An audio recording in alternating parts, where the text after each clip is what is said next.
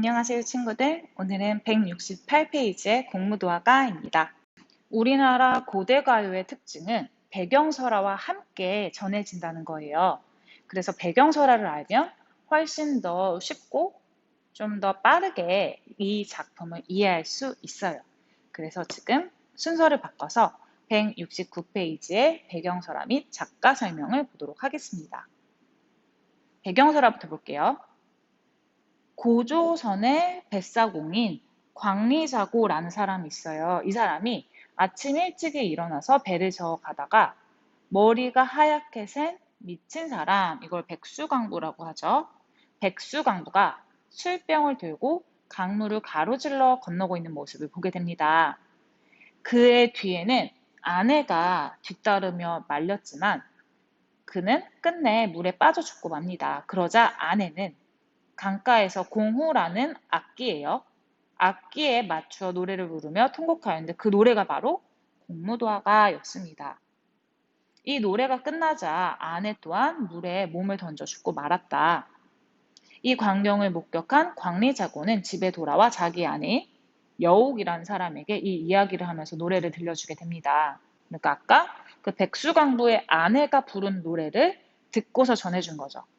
여옥은 눈물을 흘리면서 공우를 안고 노래를 불렀는데 듣는 사람마다 눈물을 흘렸다. 여옥이 이 노래를 옆집 사람 여용이라는 사람에게 가르쳐주니 이 노래의 악곡명을 공후인이라고 한다라는 배경설화가 있는데요. 지금 등장하는 인물이 꽤 많죠. 길이에 비해서. 사실 이 작품은 공무도화가는 작가를 누구로 보느냐에 대해서 조금 논의가 있었어요. 우리 교과서에서는 백수광부의 아내가 그 작자다라고 표기가 되어 있어요.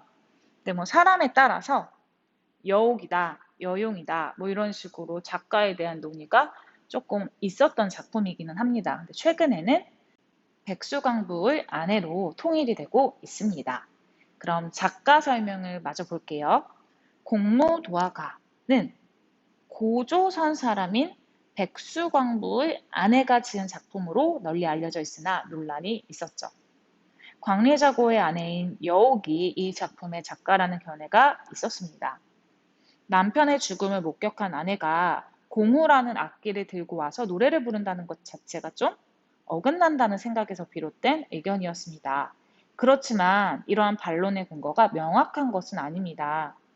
한치윤이 지은 해동역사라는 책을 보면 백수광부의 아내가 지은 작품으로 이해를 하고 있는 것이 통설입니다. 최근의 견해입니다. 오늘 배울 공무도화가는 한자로 기록되어 전해지고 있는 우리 노래입니다. 공무도화가 왼쪽에 한자 풀이들이 있으니까요. 필요한 거 모르겠는 거 적어두면 좋겠고요. 이 공자는 상대를 높이는 말, 그리고 무는 말다, 그러니까 금지예요. 하지 말아라. 그리고 건널도, 물하, 그러니까 당신이여 그 물을 건너지 마세요라고 하는 노래다 정도가 되겠죠. 이 노래를 지은 사람은 백수광부의 아내다라고 되어 있는데요. 이 백수라는 것은 흰 머리, 광부는 미친 남자. 그래서 흰 머리를 한 미친 남자의 아내가 이 노래를 불렀다라고 전해지고 있고요. 아마도 작품의 제목에서 물을 건너지 마세요라고 하는 것을 봐서는 아마 물을 건너려는 사람이 백수광부일 가능성이 높겠죠. 그럼 본문으로 들어가 보도록 하겠습니다. 이마 그 물을 건너지 마오. 임은 끝내 그 물을 건너셨네. 물에 빠져 돌아가시니 가시님을 어찌할꼬. 굉장히 짧은 작품 안에 물을 건너지 말라고 만류하고 근데 끝끝내 떠나버리시고 그리고 돌아가시고 어쩌지 슬퍼하며 체념하는 한 여자의 목소리가 느껴지실 거예요. 굉장히 스피디한 전개가 눈에 띕니다. 한 줄 한 줄 보도록 할까요? 한자는 우리 친구들이 개별적으로 체크해 주세요. 저는 오른쪽에 있는 우리말 현대어 풀이를 가지고 하겠습니다. 이마라고 합니다. 이 이야기의 청자가 되겠죠. 화자가 백수광부의 아내라면 임은 청자가 될 텐데요. 바로 남편입니다. 남편을 뜻하고요. 남편아, 그 물을 건너지 마십시오 라고 이야기를 합니다. 물, 물, 물 이렇게 계속해서 반복이 되는데요. 이 물은 이 시의 중심 소재라고 할 수 있어요. 기억나는지 모르겠지만 이런 걸 제재라는 이야기를 했었습니다. 계속해서 이 중심 소재, 제재, 물에 담긴 의미를 한번 정리를 해볼게요. 먼저 이 물에는 이별이 담겨져 있고요. 두 번째, 슬픔이 담겨져 있습니다. 그리고 세 번째, 단절, 서로를 끊어내버리는, 이별하게 하는 단절, 마지막, 사랑 등이 담겨 있습니다.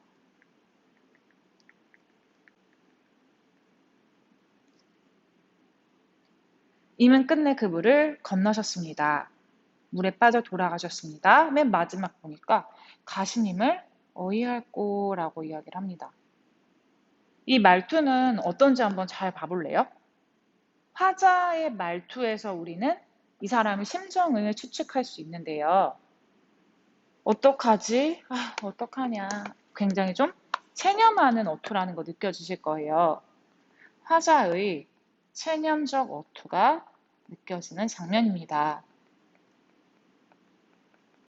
간단하게 정리를 해보자면 1연에서는 아내가 남편을 만류하고 있습니다.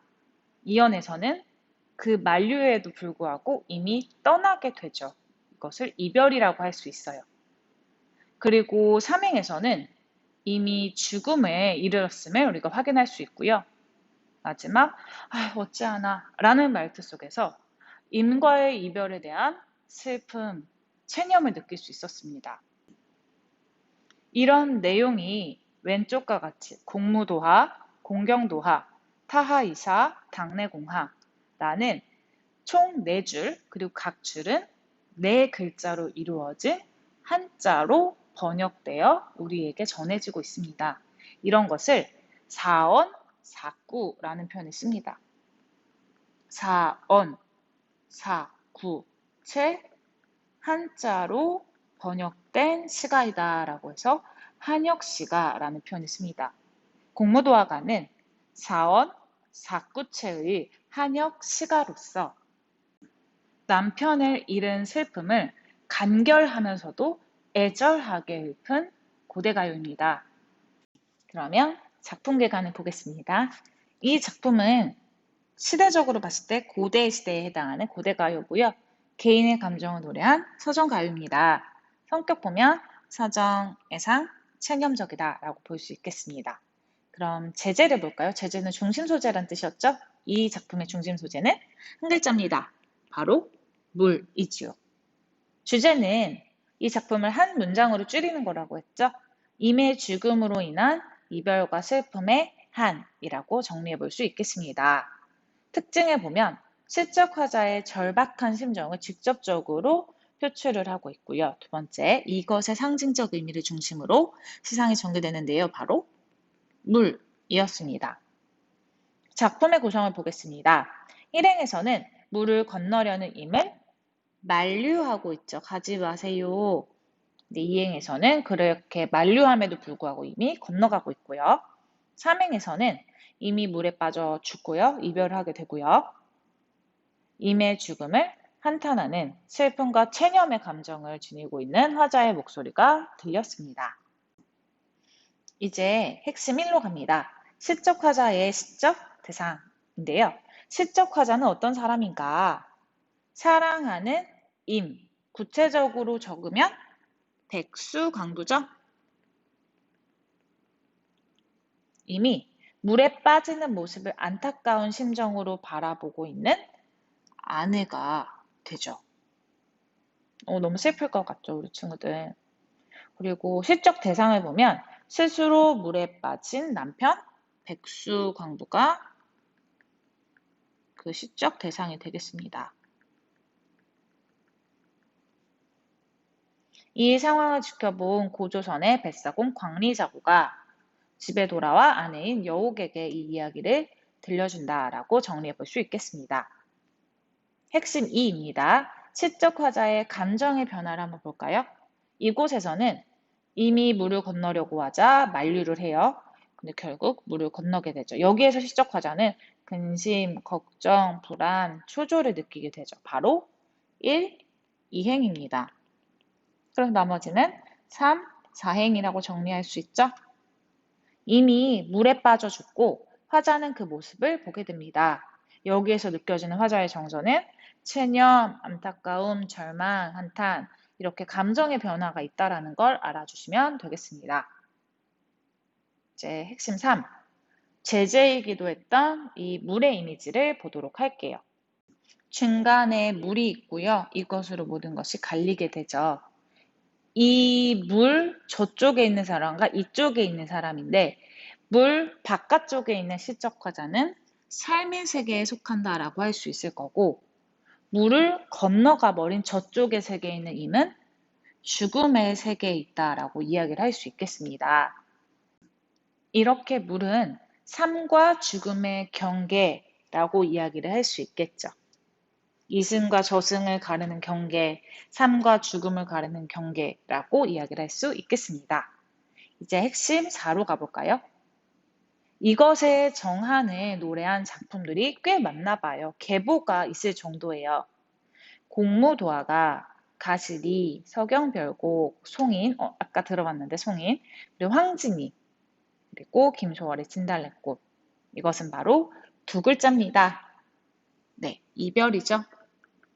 이별의 정한을 노래한 작품의 계보들입니다. 우리 본문이랑 내용 정리는 끝났는데요. 친구들한테 좀 재밌는 얘기를 좀 해줄게요.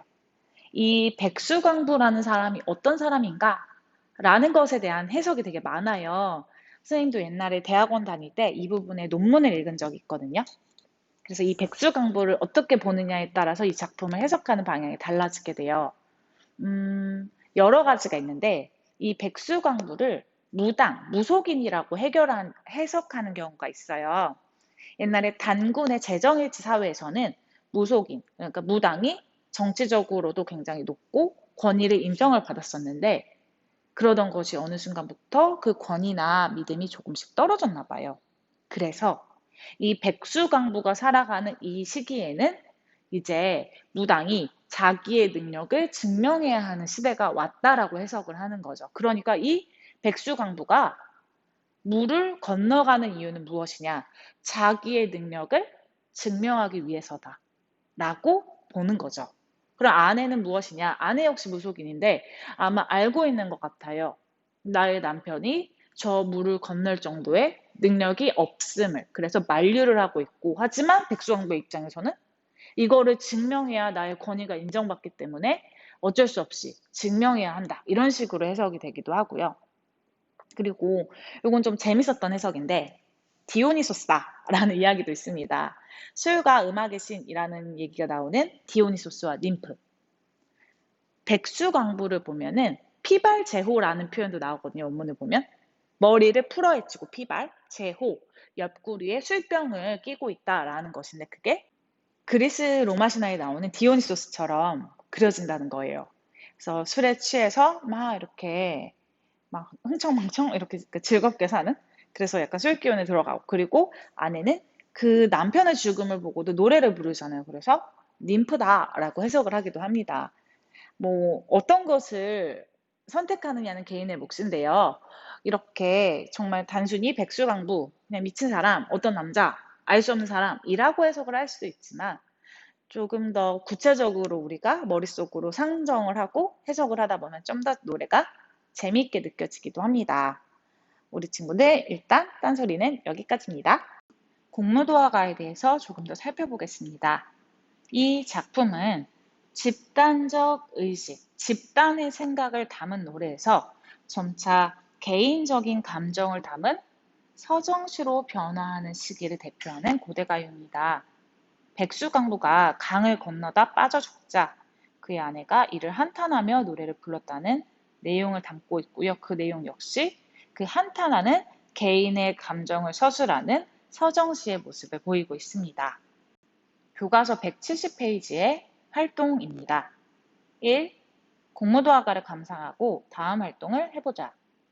이 작품의 내용을 바탕으로 하여 임은 어떤 사람일지 말해보자. 일단 첫 번째, 화자의 말을 듣지 않고 물을 건너다가 물에 빠져 죽죠. 그리고 두 번째, 고집이 세서 자신이 하고 싶은 것은 위험해도 하는 인물이었습니다. 제시된 배경설화를 고려할 때, 배경설화를 고려해 달래요. 시적 화자의 정서가 어떻게 변하는지 정리해보자.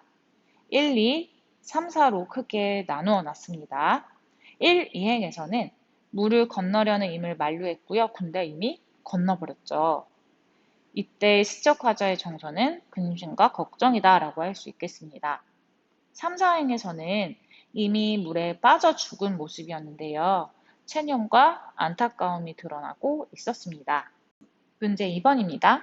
공무도화가의 문학사적 가치에 주목하여 다음 활동을 해보자. 문학사적인 문학의 역사에서의 그 가치를 이야기를 합니다. 1. 다음 글을 참고하여 한국 문학사에서 공무도화가의 가치에 대해 생각해보자. 원시 및 고대 초기의 시가는 집단이 공유하는 감정을 담은 노래였습니다. 또한 국중대회와 같은 집단적인 행사에서 주로 불렀기 때문에 이러한 노래에서는 주술적이거나 제의적인 요소가 발견되기도 합니다. 그러다가 시대가 흘러 점차 개인이 향유하는, 요거 앞에서도 이야기했었죠? 점차 개인이 즐기는 노래가 나타나게 되는데 여기에는 개인의 고민이나 정서가 담겨 있다라고 적혀 있습니다. 이 작품은 물을 건너려는 임을 만류하다가 실패하게 되고 결국 이미 죽음에 이르자 안타까워하는 시적 화자의 마음을 드러내고 있습니다. 따라서 이 작품은 개인의 감정을 드러내는 개인이 향유하는 노래일 가능성이 높고 개인의 정서와 고민을 담은 것이라고 이해할 수 있겠습니다. 이로 보아 공무도화가는 우리 고대 문학에서 개인 서정시의 출현의 사례로 해석할 수 있기 때문에 그 가치가 크다. 아직 모든 작품이 이렇게 발견되고 우리에게 전해지는 것이 아니어서 모르겠지만 현재 발견된 것들 중에서 개인의 감정을 노래한 가장 최초의 시가다라고 이야기를 할 수 있겠습니다. 계속 강조하고 있죠? 물의 상징적 의미입니다. 그리고 한국 문학의 전통에서 물의 의미가 유사한 걸 찾아보자라고 이야기를 하고 있습니다.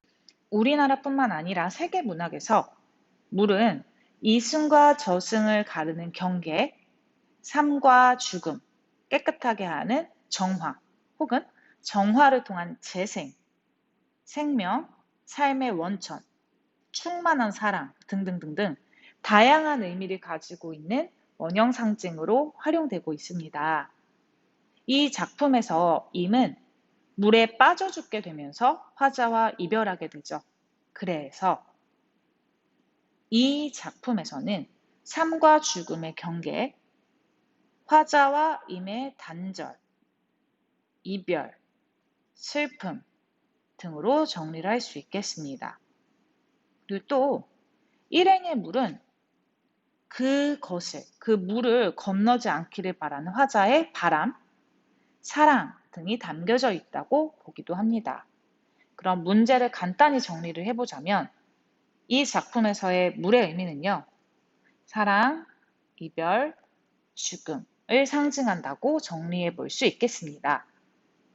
그리고 이것과 유사한 다른 작품을 보자면 정지상의 송인이라는 작품이 있어요. 이게 6살 때 지어진 작품이다 라고 이야기를 하는데요. 지금 남포에서 이별을 하며 눈물을 흘리는 그런 연인의 모습이 나오는데요. 마찬가지로 물로 인하여 이별을 하게 되는, 그 이별을 겪게 되는 그러한 화자의 모습이 등장을 하게 됩니다. 교과서 171페이지에 나와 있는 황조가입니다. 먼저 황조가를 보고 그 다음에 교과서 활동을 마저 해볼게요. 한자는 미리 적어놨습니다. 펄펄 나는 저 꾀꼬리, 암수서로 정답구나. 외로워라 이내 몸은 유이와 누구와 함께 돌아갈고. 유리왕의 황조가라는 시입니다. 이 유리왕 들어본 적 있을걸요? 맞아요.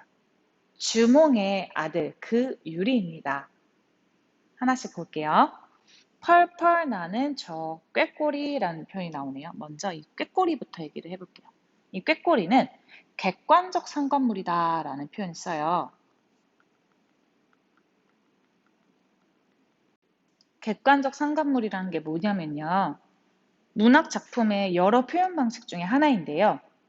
작가가 자기의 감정을 표현하기 위해서 감정을 직접적으로 드러내는 것이 아니라 어떤 객관적으로는 상관이 없는 그 사물의 특징이라던가 모양이라던가 행동에 의미를 부여함으로써 내 감정을 간접적으로 담아내는 표현 양식이에요. 그러니까 쉽게 나랑 딱히 관련은 없지만 그것을 통해서 나의 감정을 효과적으로 드러내는 것.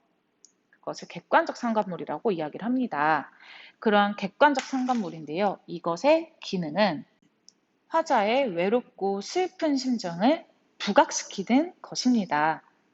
왜냐면요, 저 꾀꼬리는 암수서로 정다운데 즐겁게 지내고 있는데 나는 지금 외롭게 돌아가고 있단 말이에요. 그러니까 더 나랑 상관없는 저 꾀꼬리 때문에 내가 더 슬퍼지게 된다, 더 외로워지게 된다라고 이야기를 할 수 있는 거죠. 여기 외로워라 라는 표현에서 드러나죠. 굉장히 감정을 직접적으로 드러내고 있어요. 옆에다 직접적인 감정 표현이라고 적어볼게요. 직접적인 감정 표현이 드러나는 부분이고요. 이전에는 뭐 외롭다 뭐 이런 식으로의 직접적인 감정 표현이 없었기 때문에 이제는 개인적인 서정시로 시가 문학이 변화되고 더 분화, 나뉘었구나, 세부화되었구나 라는 것을 알려주는 대목입니다. 이렇게 이 유리왕의 황조가는 고구려 유리왕이 불렀다고 하는 고대가요로 여러 부족을 화해시키는 데 실패한 왕으로서의 고뇌와 사랑하는 아내로부터 버림받은 남편의 슬픔이 함께 담긴 작품입니다. 이제 황조가의 배경설화를 보겠습니다. 배경설화가 항상 있다 했죠? 고구려 2대 왕인 유리왕은 왕비 송씨가 세상을 떠난 뒤에 아내를 2명 맞이하게 됩니다. 한 사람은 화이고요. 한 사람은 치희였습니다. 두 왕비가 자주 다투었기 때문에 유리왕은 2개의 궁궐을 지어 각각 다른 곳에서 지내게 했습니다. 어느 날 왕이 사냥을 나갔다가 7일 동안 돌아오지 않았는데 그동안 두 왕비 사이에 싸움이 일어나게 됩니다. 화이가 치희를 꾸짖습니다. 너는 한나라 중국에 있는 집안의 비천한 계집인데 어떻게 무례하냐? 라고 하니 치희는 부끄럽기도 하고 분하기도 해서 자기 나라로 돌아가 버립니다. 뒤늦게 돌아온 유리왕은 급히 말을 달려 따라갔지만 치희는 끝내 돌아오지 않았습니다. 어느 날 유리왕이 나무 밑에서 쉬다가 꾀꼬리가 날아서 모여드는 것을 보았다. 이것에서 느낀 바가 있어 노래를 하였는데 그게 바로 황조가입니다. 이런 배경설화가 있고요. 이거는 좀 딴 얘기인데요. 재밌는 얘기를 해볼게요. 한자를 보면요. 이 화자는 벼란 뜻이고요. 이 치자는 꿩이에요. 그래서 화이를 벼농사, 치희를 꿩사냥, 그러니까 사냥을 의미한다고 보자면 농경과 사냥, 이 수렵이 경쟁을 하다가 결국은 농사 쪽으로 기울어지게 됐다. 처음에는 사냥하고 그러다가 농사 쪽으로 변화하게 되는 생활상이 반영됐다라고 해석을 하기도 합니다. 작품을 정리하자면 시기적으로 고대가요이고요. 개인의 감정을 담은 서정가요입니다. 그리고 서정, 애상, 이거 우리 단어 공부했었죠? 서정적이고 애상적입니다. 중심 소재는 당연히 꾀꼬리고요. 주제는 임을 잃은 외로움과 슬픔이라고 이야기할 수 있겠습니다. 특징 한번 볼게요. 특징을 보면 작자와 창작연대가 구체적으로 알려진 고대 서정가요입니다. 다른 것들은 대략적으로만 우리가 추측할 수 있지 명확하지 않은데요. 이건 유리왕이라는 사람이 얘기를 했기 때문에 구체적이죠. 그리고 두 번째, 자연물을 활용하고 있습니다. 꾀꼬리라는 시적 화자와 대비되는 자연물을 활용하여서 시적 화자의 정서를 강조하고 있습니다. 이제 문제를 풀어볼게요. 다음은 고구려의 노래인 황조가와 그 배경설화입니다. 배경설화와 함께 노래를 감상하고 다음 활동을 해봅시다. 첫 번째, 공무도화가와 황조가의 시적 화자가 처한 상황의 공통점과 차이점을 말해봅시다. 먼저 공통점은요, 둘 다 이별을 했다는 거고요. 의미죠. 그리고 차이점은 황조가와 달리 공무도화가에서는 이미 아예 죽었기 때문에 시적 화자와의 재회가 불가능하지만 황조가 같은 경우에서는 재회가 얼마든지 가능하다라는 차이점이 있습니다. 굉장히 옛날 노래인 공무도화가나 황조가와 같은 작품들이 오늘날에도 감동을 준다면 그 까닭은 무엇일까요? 사랑과 이별이라는 인간의 감정은 참 보편적이죠. 시대를 초월하여 우리에게 공감을 할 수 있는 그런 감정을 선사하기 때문에 시 공간을 초월하여 오늘날에도 깊은 감동을 준다라고 이야기할 수 있겠습니다. 우리 친구들, 오늘 이렇게 수업이 끝났습니다. 되게 일찍 끝났죠? 우리 친구들 172페이지에 있는 소단원 정리하기도 다 읽어주시고요. 우리 오프라인 계약을 해서는 찬 기파랑 가라는 기파랑이라는 화랑을 칭찬하고 찬양하는 노래를 배울 겁니다. 수업을 기대해 주시고요. 학교에서 다시 만납시다. 안녕히 계세요.